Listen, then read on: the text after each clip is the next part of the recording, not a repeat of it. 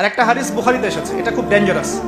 সেটা হচ্ছে নবী সাল্লাল্লাহু আলাইহি ওয়াসাল্লাম হাউজে কাউসারের পানি নিয়ে দাঁড়িয়ে থাকবেন, উম্মতের সবাই সেখানে গিয়ে জড়ো হবে, নবীজি তাদেরকে চিনতে পারবেন। কিভাবে চিনবেন? আমাদের অজুর অঙ্গগুলো চকচক করতে থাকবে, নবী সাল্লাল্লাহু আলাইহি ওয়াসাল্লাম পানি পান করাবেন, সুবহানাল্লাহ। সুম্মা ইউহালু বাইনি ওয়া বাইনাকুম বাইনাহুম, নবী সাল্লাল্লাহু আলাইহি ওয়াসাল্লাম বলছেন এরপরে আমার এবং তাদের মাঝখানে পর্দা পড়ে যাবে। এরপর নবী সাল্লাল্লাহু আলাইহি ওয়াসাল্লাম বলবেন ইন্নাহুম মিন্নি, তারা তো আমার উম্মত। কি জন্য পর্দা পড়ে গেল? বলা হবে ইন্নাকা লা তাদরি মা আহদাথা বা'দাক, হে নবী আপনি জানেন না আপনার পরে এরা আপনার দিনের মধ্যে কত বেদাত ঢুকিয়েছিল। তখন নবী সাল্লাল্লাহু আলাইহি ওয়াসাল্লাম বলবেন সুহকান সুহকান লিমান গায়্যারা বা'দি, দূর হও দূর হও, দূর হয়ে যাও হতভাগার দল, যারা আমার পরে আমার শরীয়তকে পরিবর্তন করেছো। আমার কথা কি বুঝতে পারছেন? এই কারণে কোরআন এবং সুন্নায় যা আছে আমরা হুবাহু মানার চেষ্টা করব এবং নবী সাল্লাল্লাহু আলাইহি ওয়াসাল্লাম এবং সাহাবীদের বুঝ অনুযায়ী বুঝবো, তাদের আন্ডারস্ট্যান্ডিং অনুযায়ী বুঝবো।